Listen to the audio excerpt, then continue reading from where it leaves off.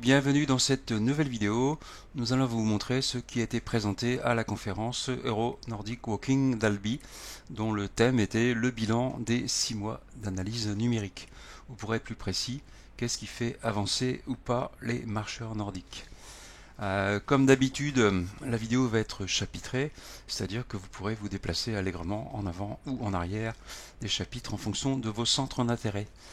Pour les auditeurs qui ne parlent pas français, for non-French speaking auditors, it's very easy to activate subtitle in your own language.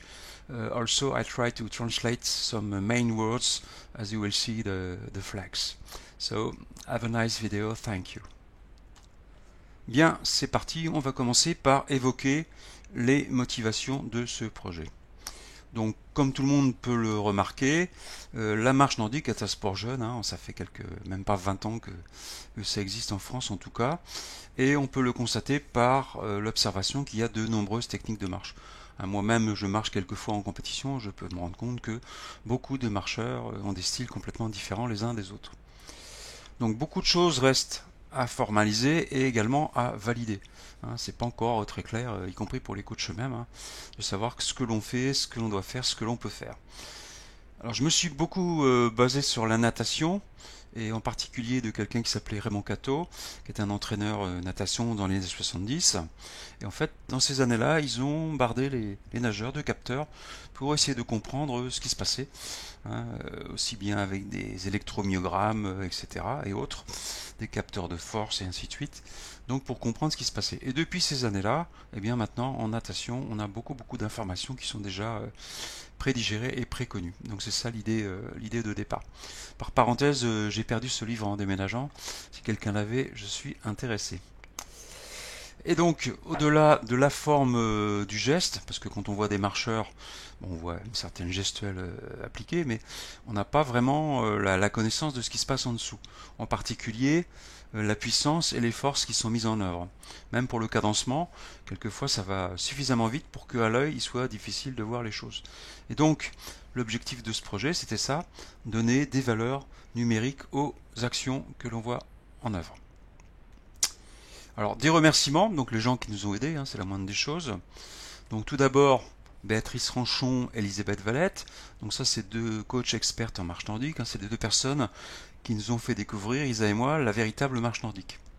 Il faut savoir que pendant 2 ans à peu près, on a marché au coude, c'est-à-dire pas du tout en marche nordique. Et donc la découverte de Béatrice et Elisabeth, ça a été une vraie révélation.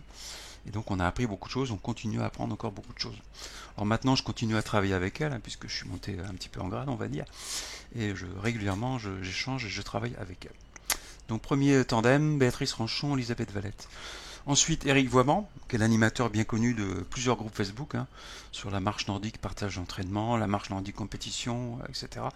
Donc c'est quelqu'un qui est très actif dans le monde de la marche nordique, avec qui j'ai plaisir à échanger. La marche nordique de Castries, donc sous l'égide de Sandrine et Jeff. Donc Sandrine bien connue au niveau national, puisqu'elle a fait 3e place femme cette année. Ensuite, dans l'ordre d'apparition, le club de Moguio-Carnon, avec Jacques Duchamp en tant qu'animateur. Donc là aussi, on a eu beaucoup d'échanges avec eux. Le Narbo Nordic Club de Narbonne, avec Fabi et son mari Régis, qu'on ne voit pas ici sur la photo. Donc l'intérêt pour nous de ce club-là, c'est qu'il y a des jeunes, comme ici on voit Aurélien, champion de France junior cette année.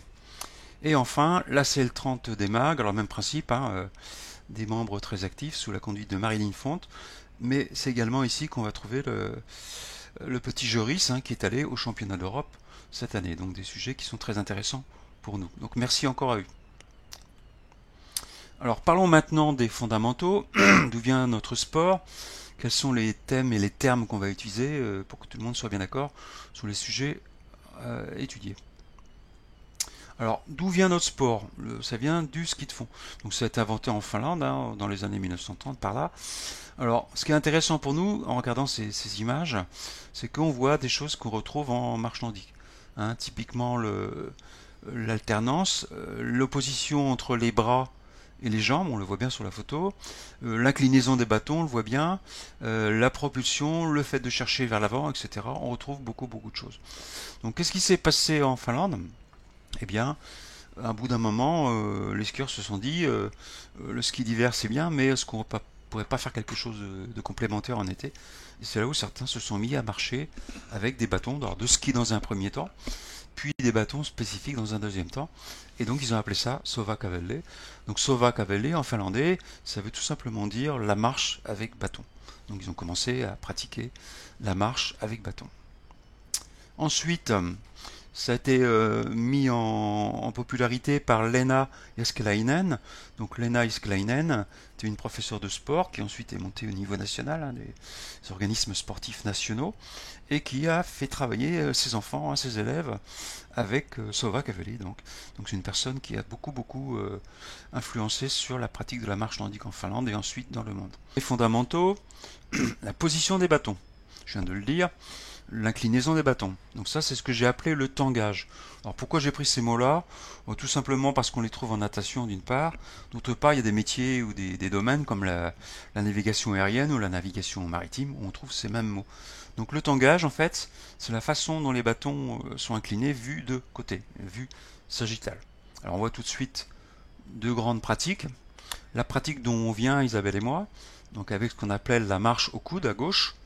Donc dans la marche au coude, les bâtons sont presque à 90 degrés du sol. Même ici d'ailleurs un petit peu plus, hein, vue d'œil, on doit être à 95 degrés.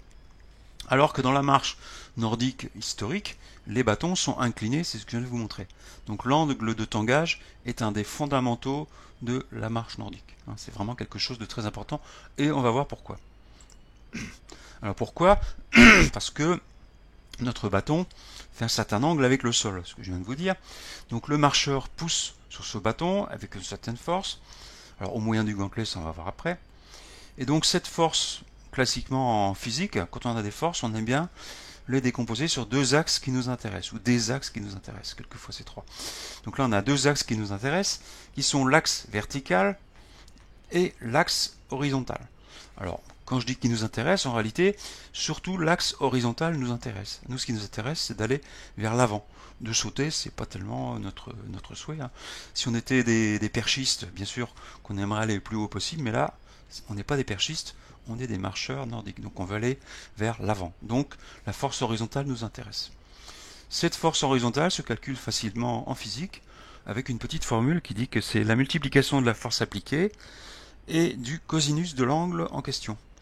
Sachant que le cosinus en maths, ça vaut entre -1, 0, 1, on se doute bien que la valeur 0 n'est pas une valeur qui nous intéresse. Quand le cosinus de l'angle vaut 0, eh bien, je n'ai pas de propulsion horizontale. Donc voilà quelque chose qui est important à savoir. Alors, deux exemples ici.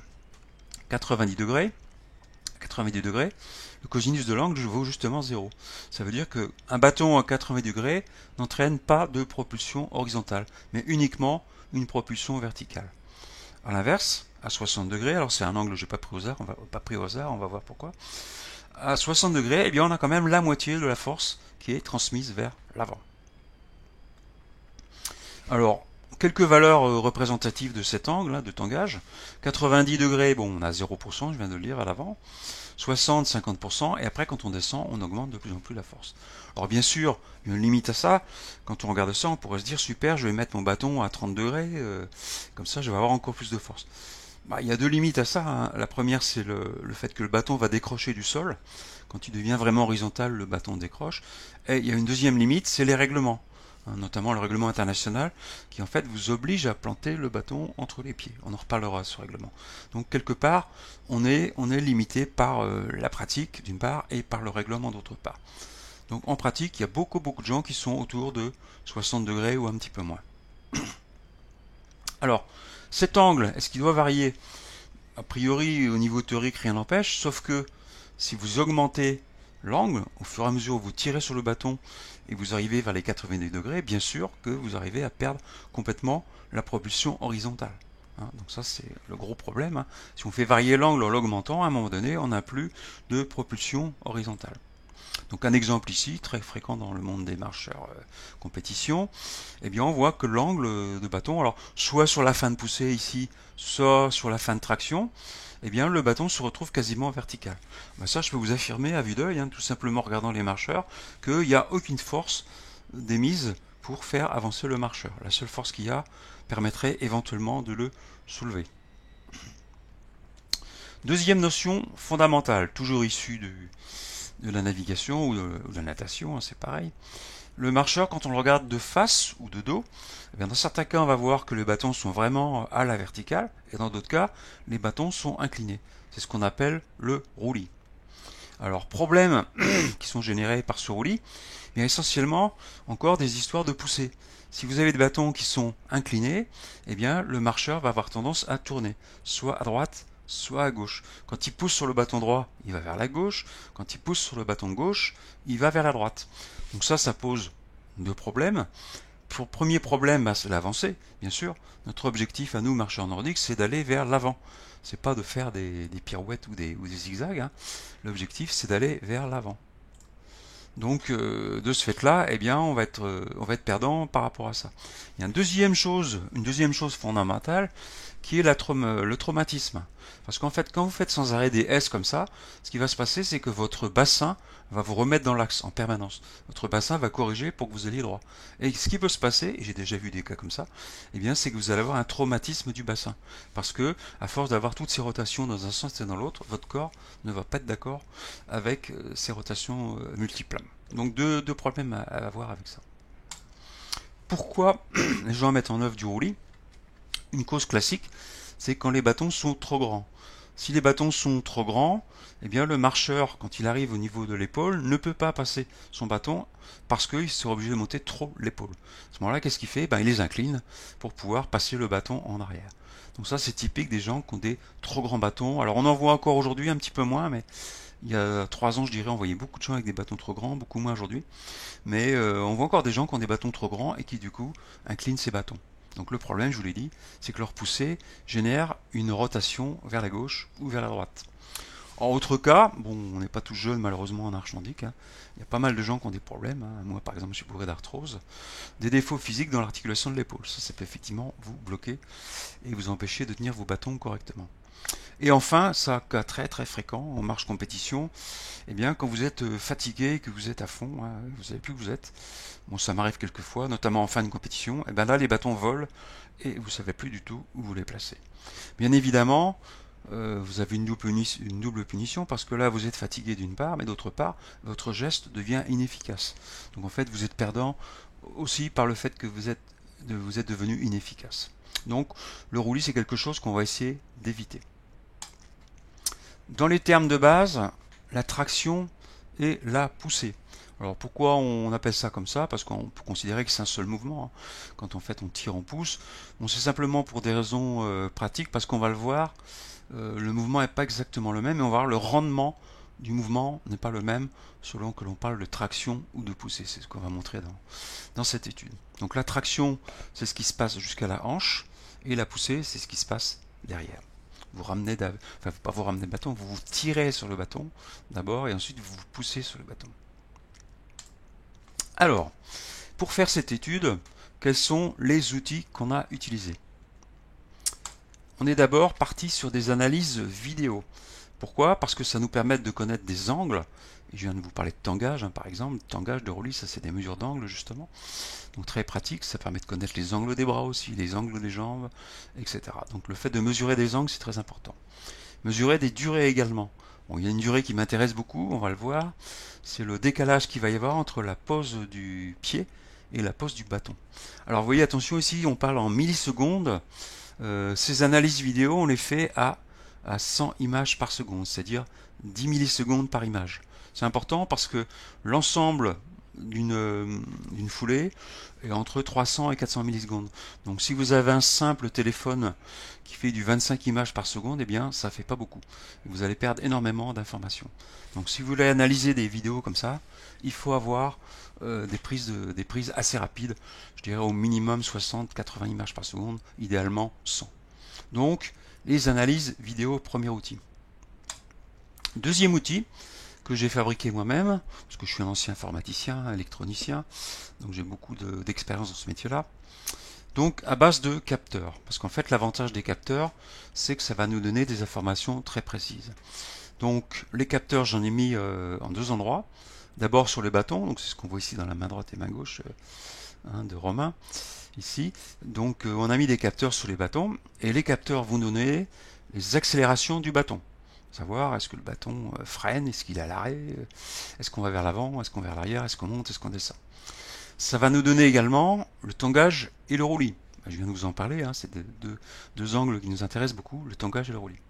Quant aux capteurs qui sont sur au niveau ventral, là, le capteur central, eh bien, ça va nous donner les accélérations du corps.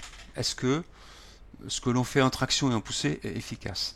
Ça va nous donner la position du corps. Quel est l'angle du corps par rapport à la verticale? Ça va nous donner la vitesse, donc tout ça par des mesures GPS. Ça va donner le temps par des mesures d'une horloge.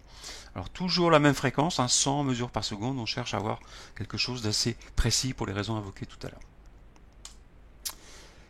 Alors, donc, des grandes questions que je me suis posées au début, et d'ailleurs Emmanuel s'il m'entend, il se reconnaîtra parce qu'on avait échangé sur le sujet. Au début, je pensais mesurer la force de poussée sur les bâtons. Alors le problème de cette approche, c'est qu'il fallait avoir des jauges de contraintes sur les bâtons. Ça veut dire qu'on avait des outils spécifiques à chaque marcheur. Et ça c'est un peu gênant parce que les marcheurs n'aiment pas trop qu'on fasse des tests avec un matériel différent du leur.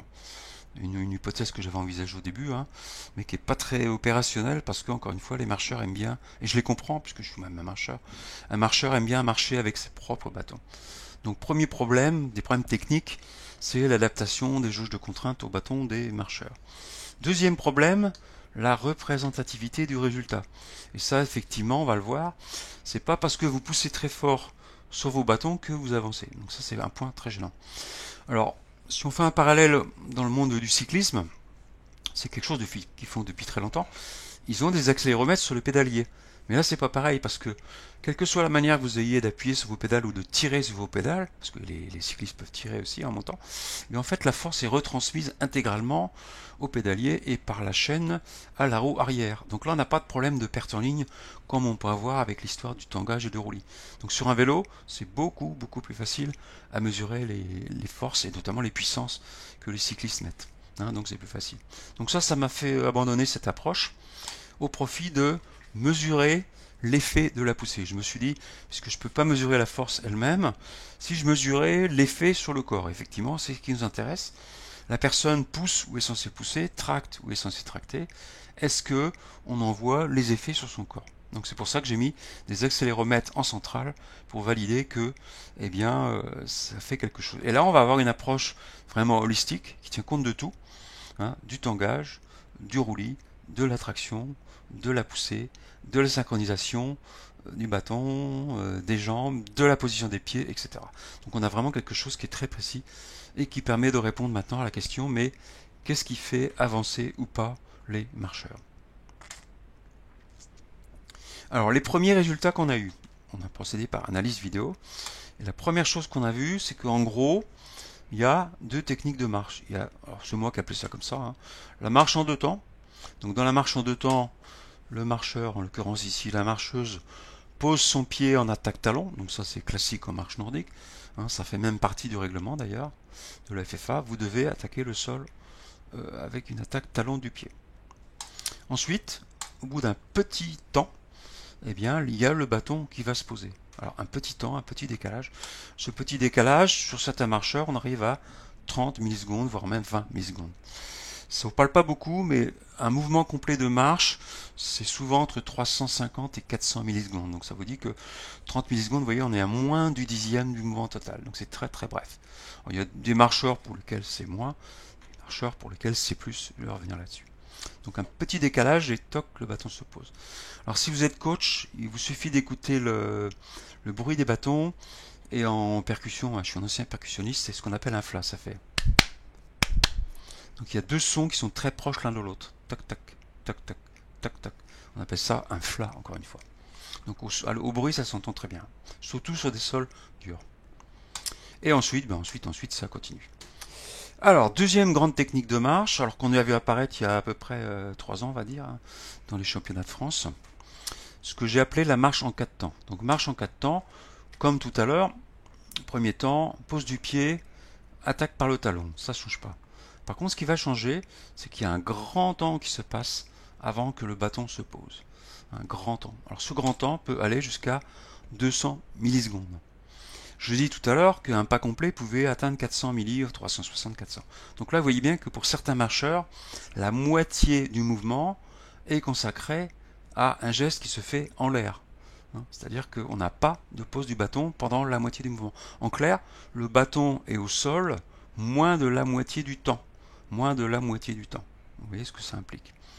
Alors ensuite, bien sûr, ça se reproduit, temps 3, temps 4, etc. On continue. Alors bon, je vous parle de ces deux choses-là comme si c'était mathématique, ça ne l'est pas du tout. En fait, on est des humains. Hein.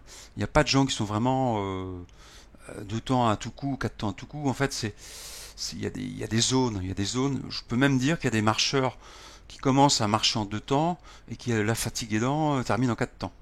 Hein. Donc en gros, j'ai fini à peu près des seuils. Hein. Jusqu'à 100 millisecondes de décalage, on peut considérer qu'on est en 2 temps. Entre 100 et 200, on approche vers du 4 temps. Quelqu'un qui, comme le marcheur là, est en 200, il est clairement en 4 temps. Quelqu'un qui est à 100 de décalage, 100 millisecondes, il commence à marcher en 2 temps. À l'inverse, quelqu'un qui marche en 30 millisecondes de décalage est clairement en 2 temps. Quelqu'un qui a 70 millisecondes commence à s'éloigner du 2 temps. Vous voyez, c'est comme ça que ça se jauge. Parce qu'on est des humains, encore une fois, c'est pas du on-off, c'est pas du binaire comme de l'informatique. Donc, qu'est-ce qu'on constate au niveau des marcheurs classiques? En local et régional, il y a encore beaucoup de gens qui marchent en 2 temps. Le 4 temps, c'est beaucoup plus au niveau national. Pour ce qui est de l'ancrage dans les niveaux locaux, régionaux, les angles de tangage varient entre 40 et 60 degrés. Personnellement, Isa et moi, par exemple, on est à 47 degrés, mais il y a beaucoup de gens qui sont 50, 55, voire même 60 degrés. Quand on est en 2 temps, on constate que les gens souvent diminuent l'angle en tractant. Et c'est logique parce qu'ils vont chercher à tracter le mieux possible. A l'inverse, en 4 temps, on va le voir, les gens augmentent plutôt l'angle au fur et à mesure où ils poussent. Donc j'ai fait des relevés pour vérifier ça au championnat de France 2025. Donc j'ai pris 14 personnes au hasard dans les élites hommes et femmes. Et donc dans le décalage pied-bâton, on voit que ça va de 80 à 200 millisecondes, comme je vous disais. Donc 80, on est encore sur du 2 temps. 200, on est clairement sur du 4 temps. Ça, ce que je dis tout à l'heure, ça c'est incontournable. Je peux même vous dire qu'en 4 temps, il y a des gens qui piquent le bâton derrière le pied. Ce qui fait qu'à leur grande surprise, il y a des marcheurs qui se voient qualifiés de pénalité de marche à l'amble. Alors marche à l'amble, normalement c'est les débutants. Marche à l'amble, on avance le bâton en même temps que le pied. Et donc c'est cette marche à l'amble, tout simplement parce que le juge voit que le bâton étant derrière le pied, eh bien, on a l'impression que c'est une marche à l'amble. C'est pour ça que certains ou certaines, d'ailleurs, sont pénalisés à l'amble, à cause du décalage bâton-pied. Quant au tangage, bon, on part de petits tangages, 63 degrés, c'est des petits tangages, mais ça peut monter très très haut, jusque j'ai vu certaines fois 95 degrés. Ça c'est énorme. Ça veut dire que les bâtons sont inclinés vers l'avant au moment où le marcheur ancre. Et là, dommage pour eux, parce que s'ils avaient le malheur de pousser à ce moment-là, non seulement il n'y a pas de force horizontale, mais il y a une force horizontale négative, c'est-à-dire que ça ferait reculer le marcheur. Donc, si vous êtes coach et que vous voulez faire sentir ces forces aux gens, eh bien tout simplement, vous les faites tenir sur leur bâton en les inclinant. Et vous allez voir qu'ils peuvent tenir en arrière, ils peuvent s'incliner en arrière en s'inclinant. À l'inverse, demandez-leur de mettre les bâtons droits et de tenir penchés derrière avec les bâtons droits. Vous allez voir que c'est impossible. Pour l'exemple que je vous cite là, demandez-leur de mettre leur bâton légèrement incliné vers l'avant, 95 degrés, et de pousser dessus. Et vous allez voir ce qui se passe, ils reculent. Tout simplement parce que c'est le tangage qui provoque cela. Donc très très important ces notions-là. Alors, est-ce que tout le monde marche comme ça dans les élites? Non, encore heureux, tout le monde ne fait pas ça. Donc il y a certaines personnes, comme ici Gauthier Robergel, qui était un marcheur de Savigny-sur-Orge, athlétisme 91. Donc Savigny-sur-Orge a des bons marcheurs, et notamment Gauthier Robergel. Donc comment est-ce qu'il marche? Bon, déjà au niveau l'ancrage, il ancre avec un angle de 56 degrés, donc dans les bonnes valeurs, je l'ai dit tout à l'heure. Il ancre à moins de 20 millisecondes, c'est-à-dire qu'il est vraiment en 2 temps. Ensuite, il tracte, il diminue légèrement son angle, donc il est passé de 56 à 52 degrés. Donc ce faisant, il augmente sa force de traction vers l'avant. Il a, en faisant ça, 61% de la force vers l'avant. Donc là, on est à 80 millisecondes depuis le début. Et il termine la gestuelle toujours à 52 degrés, c'est-à-dire qu'il a préservé son angle de 52 degrés. Donc il a continué à pousser avec un angle de 52 degrés. L'ensemble du geste, là, lui a demandé 360 millisecondes comme je disais, donc ça c'est assez classique hein, dans les marcheurs rapides comme durée. Alors on pourrait dire oui mais Gauthier Robergel il marche lentement, pas du tout. Il est capable de marcher à 9,3 km/h et dans l'exemple du championnat de France il a quand même marché à 9,09 hein, ce qui fait qu'il il a été classé 27e, ce qui est quand même très honorable. D'ailleurs en le regardant marcher je pense qu'il a encore des petits facteurs de progression, hein, c'est possible. À ce niveau-là, de toute façon, la moindre chose joue, comme je vais vous le dire. Donc voilà un très bon exemple de marcheur en 2 temps. Maintenant, les résultats des mesures par capteur. Donc ça, c'est ce qui vous intéresse le plus, je pense, puisque c'est nouveau. Hein, c'est la première fois, je pense, que vous allez voir des capteurs de puissance sur des marcheurs nordiques. Alors, première chose, je dis tout à l'heure que notre ami Romain, il avait des capteurs sur chacun de ses bâtons. Et donc ces capteurs, ils vont nous donner par des accéléromètres les mouvements qui sont faits sur les bâtons d'une part, et d'autre part l'inclinaison des bâtons. Donc le bâton peut être au sol ou en l'air. Alors comment on le voit? Tout simplement si on regarde la ligne qui s'appelle au sol, là, quand le trait bleu ne bouge plus, eh bien ça veut dire que le bâton est stable. À l'inverse, quand le trait bleu est très haut, monte en l'air, ce qui est le cas au début, eh bien on a des accélérations, et quand il descend vers le bas, on a des décélérations. Alors pourquoi accélération ou décélération du bâton? Tout simplement, quand on regarde la fin de poussée ici, il y a une très grosse décélération qui est là, et cette très grosse décélération vient du fait que le marcheur va ramener violemment le bâton vers l'avant, ce qui fait d'abord une décélération et ensuite une accélération. Même principe au début du mouvement. Quand le bâton se descend au sol, bien sûr qu'il prend un sacré freinage. C'est comme si vous percutiez un mur. En gros, le bâton percute le mur du sol, si je peux dire, et il prend un gros freinage. C'est ce qu'on voit. Et donc, quand le bâton ne bouge plus, il est au sol, tout simplement, et quand il bouge, il est en l'air. Donc c'est simple. Donc ça va me permettre de connaître la durée, la durée de présence du bâton au sol. Par ailleurs, quand il est au sol, j'ai décomposé ça en deux. Première partie qui correspond aux petites vibrations qu'on voit au début là, en rose, sous le carré rose là, le rectangle rose, c'est quand le bâton est instable parce qu'il met un certain temps à se stabiliser. Et la deuxième partie va concerner le geste, comme on l'a dit tout à l'heure, de traction puis de poussée. Alors pourquoi il y a des vibrations? Ce que j'appelle l'ancrage court et l'ancrage long. L'ancrage court, il y a peu de vibrations, donc très rapidement le bâton est stabilisé. Donc un ancrage court, ça dure quelques dizaines de millisecondes. Par contre, un ancrage long, comme on voit en bas, ça peut dépasser allègrement 100 millisecondes. On le voit tout de suite, la différence qui est entre le diagramme du haut et le diagramme du bas. Le diagramme du bas, il y a énormément de vibrations. Alors pourquoi il y a toutes ces vibrations? Une cause toute simple, c'est que la personne appuie trop fort sur le bâton. Je me rappelle de championnat de France il y a 2 ans, où on voyait les bâtons se tordre complètement. Vraiment, il y a des gens qui appliquaient une force de dingue.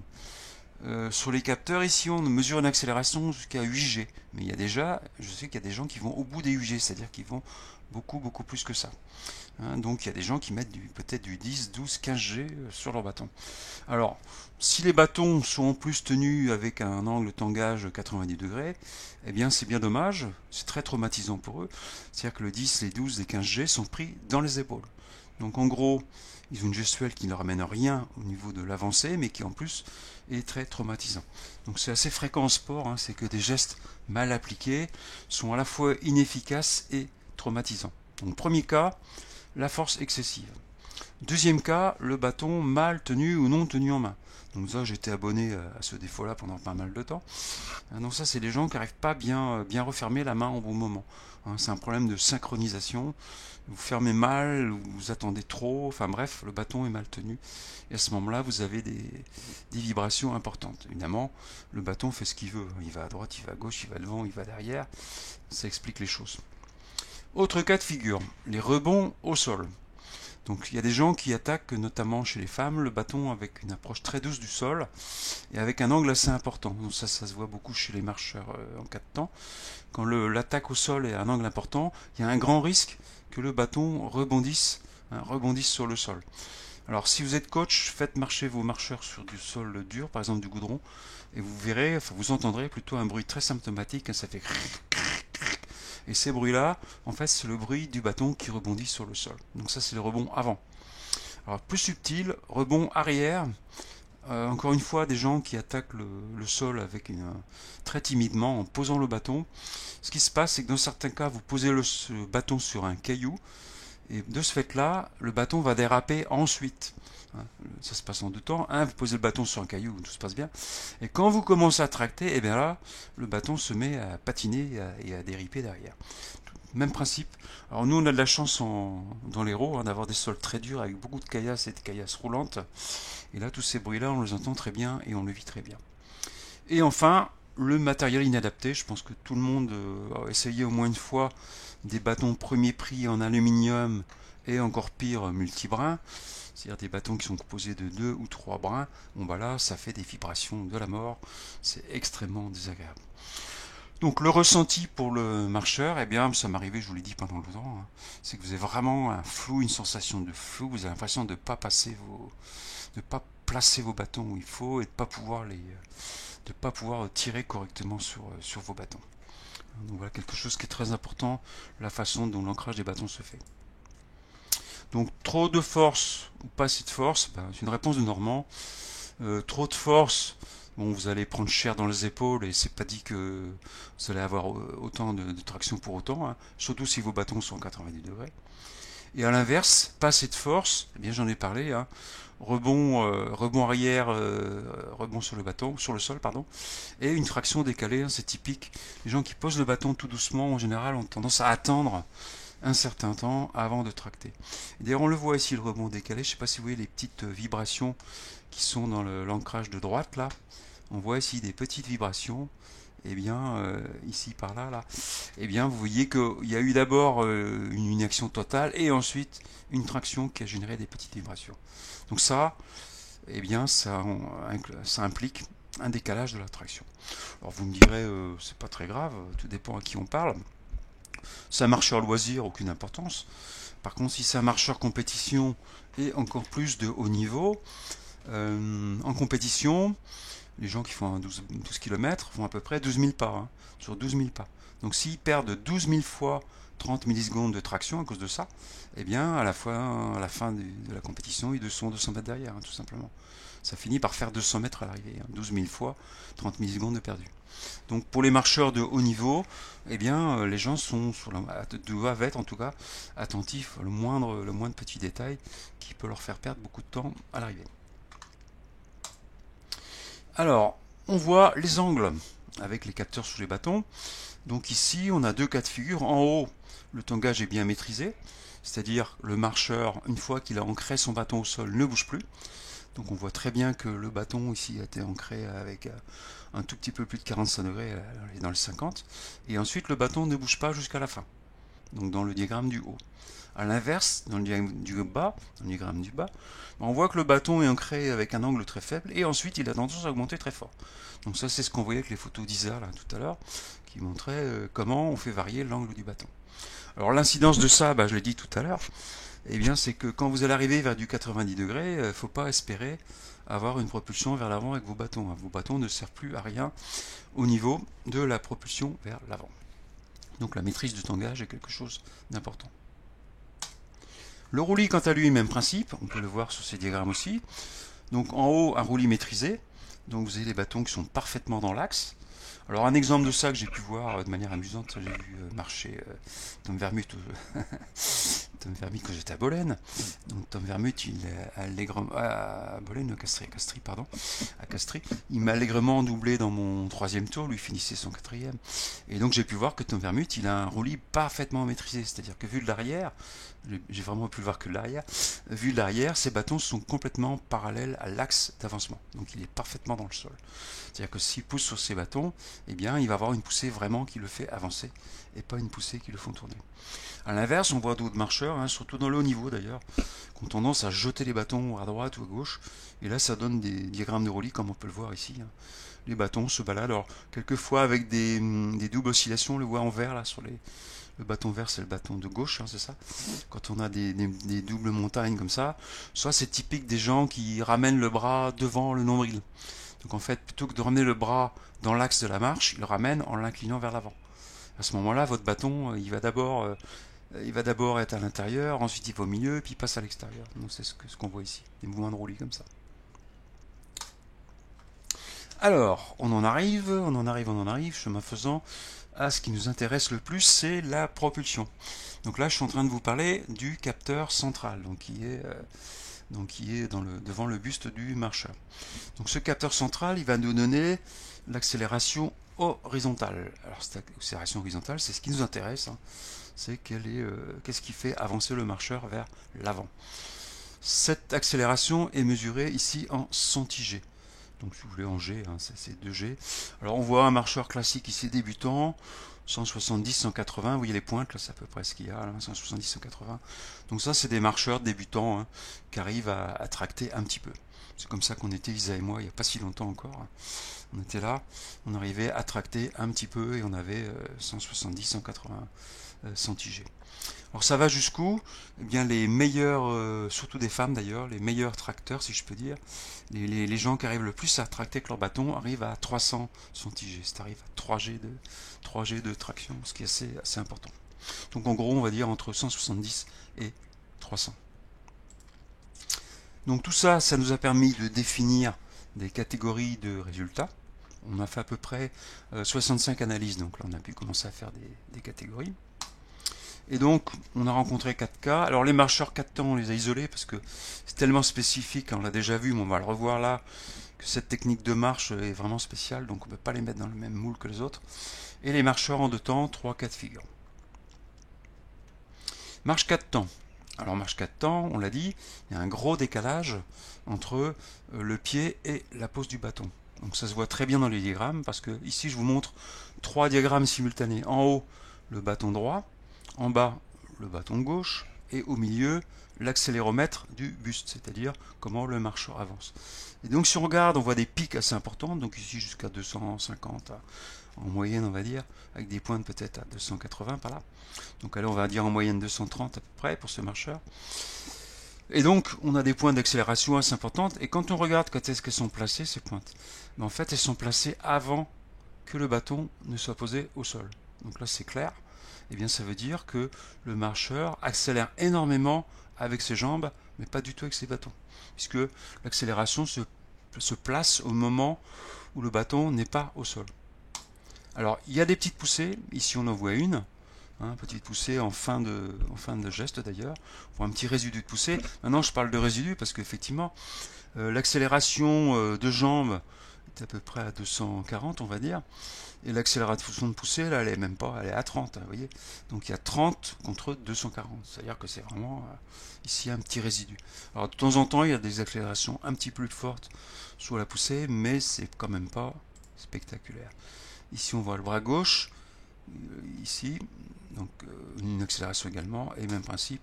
Là, cette fois-ci, par contre, sur le bras gauche, là, on a une accélération meilleure en poussée. Donc on a ici un marcheur qui visiblement arrive à pousser plus à gauche qu'à droite. Donc ça c'est assez fréquent, hein, des dissymétries. Alors c'est pareil, c'est des choses qu'on devrait chercher à corriger, à haut niveau en tout cas. Parce que si vous avez prenons l'exemple, vous avez un bateau avec 2 moteurs hors bord.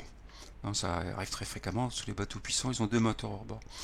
Donc si dans les deux moteurs poussent pas à la même puissance, eh bien qu'est-ce qui va se passer? Le bateau va tourner. Pour les marcheurs nordiques, c'est pareil.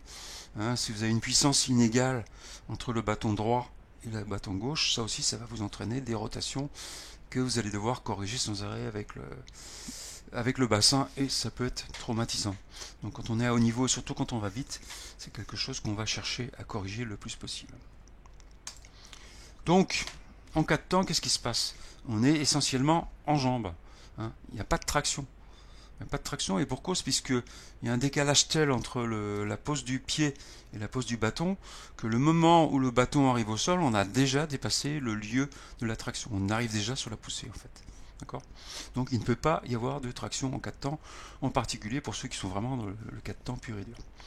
Alors les bras, par contre, ils sont complètement synchrones avec la jambe opposée. Et en fait, qu'est-ce qui fait l'accélération, ces marcheurs-là? En fait, c'est la chute du corps vers l'avant avec la jambe, parce que le poids joue pour eux dans ce cadre-là. Hein, la jambe est en pleine bascule, en train de tomber vers l'avant, et ils rajoutent un poids supplémentaire qui est le poids du bras. En fait, ils ont une double chute. Ils ont chute de la jambe et chute du bras. C'est pour ça que ces marcheurs-là ont tendance à avoir un lancer de bras très horizontal vers l'avant. Hein, le bras est quasiment à l'horizontale. Donc en fait, ils jouent complètement sur la masse inertielle du bras pour favoriser la propulsion vers l'avant. Alors la poussée complète le geste, bon c'est même pas toujours vrai, il y a certains marcheurs qui ne poussent pas du tout, ils sont tellement en arrière qu'ils ne poussent pas du tout. Par ailleurs, je vous l'ai dit, il y a des marcheurs dont le tangage est très important, donc même si vous avez un planté de bâton qui est juste derrière ou juste devant le pied, on va dire, ben, si votre bâton est à 90 degrés, eh bien vous ne pourrez pas, même si vous poussez dessus, vous n'aurez pas d'accélération vers l'avant. Donc vous voyez que tout ça est lié. Alors, donc ça pose des questions, bien sûr. Marche de temps, marche 4 temps, bah, c'est un petit peu comme brasse et crawl en natation. Toutes les deux, c'est des techniques de marche, mais qui sont des rendements complètement différents. Hein, c'est pour ça d'ailleurs que la Fédération internationale de natation a décidé de ne plus faire nager en même temps les brasseurs et les crawlers parce qu'il y a trop d'écart de vitesse. Hein. Le rendement est tellement différent. Donc ça pose bien sûr un problème réglementaire, on en reparlera plus tard au niveau de la marche au niveau international. Alors maintenant, on arrive à nos marcheurs en deux temps. Alors, toujours le même diagramme, bâton droit en haut, bâton gauche en bas, et au milieu, l'accéléromètre central. Alors ici, on voit nos pointes, toujours pareil, ça c'est les accélérations. Or, comme tout à l'heure, ici on a du 180 à la louche, on va dire. Et cette fois-ci, l'accélération est bien bâton au sol. Là, on est en début de traction, comme on peut le voir ici, sur le bras droit. Donc le bras droit est bien posé au sol, et on est en début de traction. Et ensuite, deuxième traction, là c'est pareil, on est en début de traction. Donc ça c'est classique de beaucoup de débutants et de gens à petit niveau, un niveau local, régional. En fait les gens tractent, bon ce que je fais, hein, c'est à peu près ça, j'ai très peu de poussée. En fait les gens tractent et puis une fois qu'ils ont tracté, ils disent bon c'est bon, j'ai accompli ma gestuelle, ça marche. On voit ici qu'il y a des tout petits résidus de poussée, mais alors vraiment c'est infime, hein, il n'y a rien du tout, on ne peut pas dire que c'est ça qui fait avancer le marcheur. Donc, et après ça se reproduit, hein, voilà, etc., etc. Donc tout l'essentiel de l'accélération se fait sur la traction. Donc le résidu, ouais, c'est vraiment résiduel. Bon, je ne vais pas mesurer combien ça fait, mais là on a quoi? On a 20, quoi. On a 20 par rapport à 180, vous voyez. Donc c'est vraiment, c'est peanuts, il n'y a rien du tout, hein, rien du tout en poussée. Alors, autre cas, toujours en deux temps, la marche poussée sol. Alors c'est totalement symétrique du cas précédent, sauf que les pointes cette fois-ci se font à la fin du mouvement. Ici on voit une belle accélération mais qui se fait sur la fin de mouvement. Donc à l'heure symptomatique d'ailleurs, à droite, à gauche, c'est à peu près pareil. Alors là, qu'est-ce qui se passe? Très souvent, c'est des problèmes traumatiques, c'est-à-dire que les gens, traumatiques ou de mauvais gestuels, pour une raison ou pour une autre, les gens n'arrivent pas à tracter. Par exemple, ils ont mal au poignet, hein, ils ont mal au doigt, ou même, c'est sans doute le cas ici d'ailleurs, quand on regarde les grosses vibrations qu'il y a en haut, là, on se dit que cette personne a sans doute un mauvais ancrage. Donc ça, c'est-à-dire que ça c'est le cas typique de la personne qui ne maîtrise pas l'ancrage du bâton, qui lâche le bâton, et de ce fait ne peut pas tracter, puisque au moment où il voudrait le faire, le bâton est encore en train de vibrer, encore en train de chercher sa place. Donc là ici on voit un exemple typique. Donc très très rare, hein. Il y a très peu de gens qui font ça. Donc soit des problèmes pathologiques, bon, bah là, à ce moment-là, c'est autre chose. Il faut voir les kinés, il faut voir des spécialistes pour savoir ce qui se passe. Soit des problèmes de gestuelle. Là, par contre, le coach doit pouvoir le détecter et se rendre compte que la personne ne fait pas un bon ancrage. Alors, on arrive maintenant au must. Last but not least, comme disent les Anglais. Hein, le dernier, mais pas le moindre. Des gens, donc ça c'est particulièrement chez les femmes, des gens qui arrivent à avoir une gestuelle complète, c'est-à-dire qu'ils arrivent à tracter et pousser. Donc on voit un bel exemple ici. Donc là on a des belles accélérations de traction là. Donc là on a du 200, 240 par là avec des pointes à 270. Maintenant j'ai vu des femmes qui montent à 300 en traction. Donc ça c'est vraiment des tractions très importantes, des accélérations de traction. Alors attention, l'accélération dépend du poids, hein, je l'ai déjà dit je crois une fois. Les Formule 1 sont hyper légères parce qu'ils ont des moteurs très puissants, elles sont très légères, donc ils ont une très forte accélération. Maintenant, si vous êtes très légère ou très léger, eh bien vous aurez besoin de moins de force sur vos bâtons que quelqu'un qui est plus lourd, ça c'est évident. Donc les gens qui sont des très très bons marcheurs, en général, sont très légers.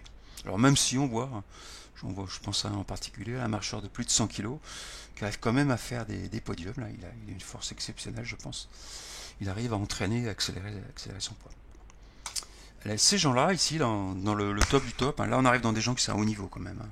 Là on en a des marcheurs à niveau élite, je dirais. Donc des gens qui arrivent à tracter et à pousser. Donc on voit ici des poussées qui sont très respectables également. Alors pareil, droite-gauche, même principe à chaque fois, vous voyez, on voit ce qui se passe. Alors ce qu'on voit ici, on voit quand même la différence qu'il y a entre l'accélération de traction et l'accélération de poussée. D'accord. Alors, donc si on fait un bilan de tout ça, de toutes ces courbes, ce qu'on voit d'une manière générale, c'est que les courbes d'accélération ont toujours cette apparence. J'ai jamais vu de contre-exemple. Pourtant, j'ai eu des espoirs avec des gens qui étaient réputés marcher en poussée. Mais non, personne ne m'a jamais montré qu'il y avait une poussée qui était très très forte. C'est toujours comme ça.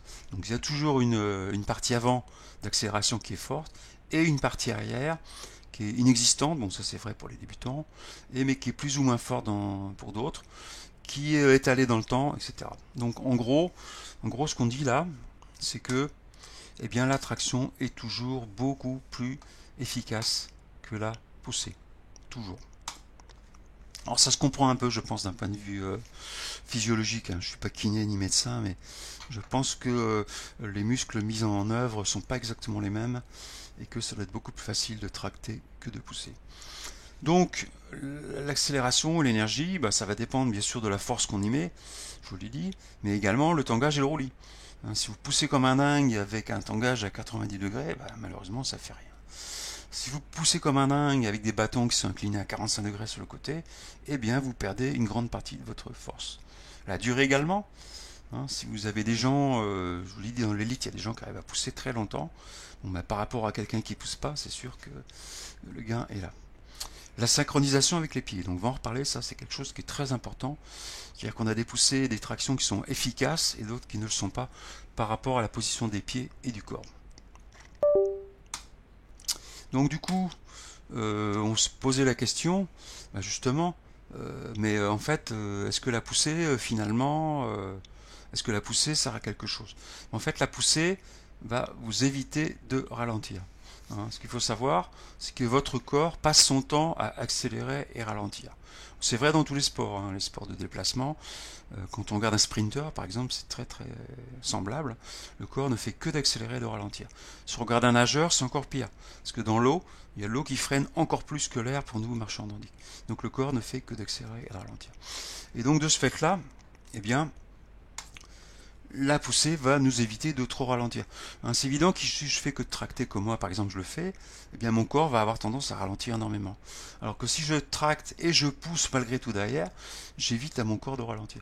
Ici, on voit un exemple de marcheur qui ralentit quand même entre 8 et 5 km/h. Vous voyez que c'est énorme. Il y a un ralentissement qui est très très très important. Alors du coup, sa vitesse moyenne, là, elle va être dans les 7 par là. Mais on sent bien que s'il ralentissait moins, ce serait quand même plus efficace. On n'est pas comme des vélos. Sur un vélo, vous donnez un gros coup de pédale, vous faites 10 ou 20 mètres sans rien faire de plus. En marche, malheureusement, c'est pas comme ça. On a des chevilles, on a des gros orteils, etc.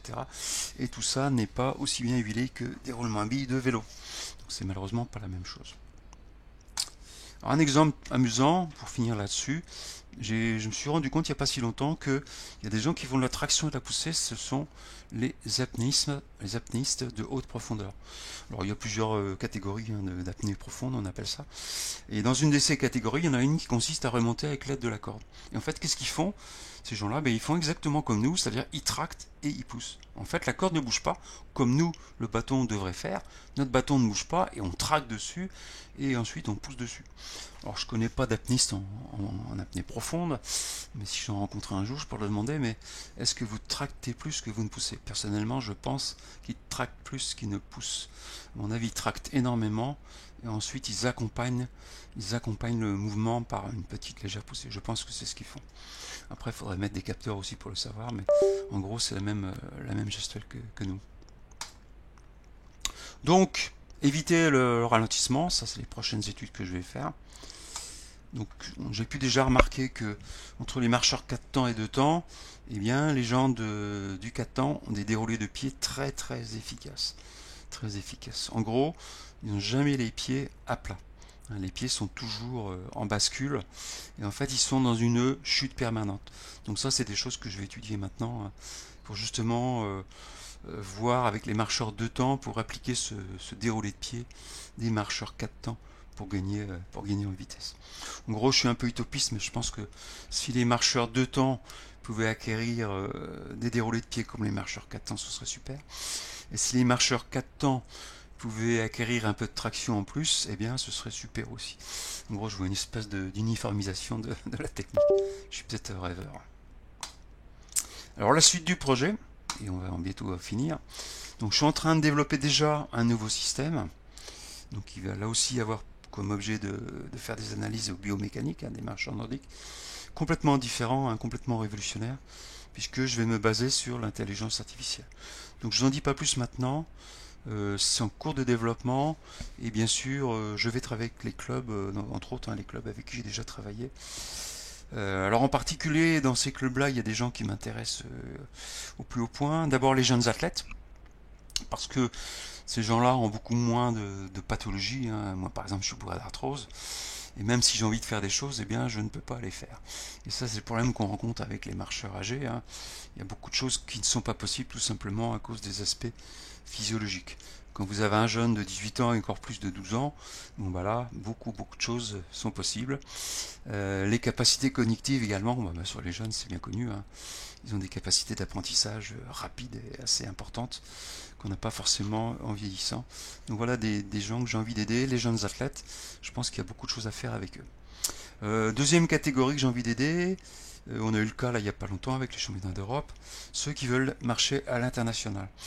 Alors pourquoi ça? Parce que le règlement à l'international, le règlement ONWF, eh bien, stipule clairement que la marche en 4 temps n'est pas autorisée. On vous dit clairement dans le règlement que vous devez planter simultanément le bâton avec le pied. Alors quand il est avec, bien sûr, il y a un petit décalage. Que le planter du bâton se fait entre les pieds, etc. C'est très très bien détaillé, je vous conseille d'aller regarder le règlement international ONWF et vous allez voir que eh bien c'est très précis. Donc ceux qui se destinent à marcher à l'international, eh bien a priori devront passer par ces règlements et donc devront adapter leur technique de marche. C'est ce qu'on voit d'ailleurs, Tom Vermuth le fait très bien. Il est capable d'adapter sa technique de marche au règlement à l'international. Donc voilà mes prochains thèmes d'action ou d'activité. Il y a beaucoup de choses qui me passionnent là, c'est vraiment intéressant. Bon, moi je sais lire des partitions, je prends l'exemple de la musique, des partitions complexes, par contre je suis incapable de les jouer. Et là c'est pareil, quand je vois ces gens-là, aussi bien les jeunes que les internationaux, je ne peux être qu'admiratif par rapport à eux et par rapport à ce que moi je peux faire. Alors, donc la vidéo arrive à sa fin. Avant de nous quitter, je ne saurais trop vous conseiller d'acheter le livre de Béatrice Ranchon, La marche nordique, c'est fantastique. Donc ce livre explique bien tous les fondamentaux dont j'ai parlé. En fait, on en avait parlé ensemble. Les mesures que je fais confortent son discours initial. Simplement, là, il y a des mesures physiques qui s'appliquent là-dessus. Donc il n'y a rien qui soit contradictoire. Donc ça conforte, ça confirme les choses qu'elle avait pu déjà voir dans ses analyses préalables. Béatrice Ranchon organise des stages. Alors par ailleurs, ça m'arrive quelquefois de co-animer avec elle ce genre de stage, justement pour mettre en place des analyses biomécaniques lors d'un stage. Donc si ça vous intéresse, vous pourrez la contacter par mail. Je vous mettrai des liens de son livre et de son mail dans la description de la vidéo. Alors pour Elisabeth Valette, pareil, Elisabeth Valette c'est une coach experte en technique et en plus qui est capable de faire du pilate, etc. Donc de connaître bien les tenants et les aboutissements du corps dont vous avez besoin pour marcher, c'est important, une capacité corporelle. Donc tout ça, je vous mets des liens dans la vidéo, ainsi que notre mail d'ailleurs. Donc en tout cas, merci encore de nous avoir écoutés, et n'hésitez pas à vous abonner si vous voulez être au courant de ce qui se passe dans la suite du projet. Merci encore, à bientôt.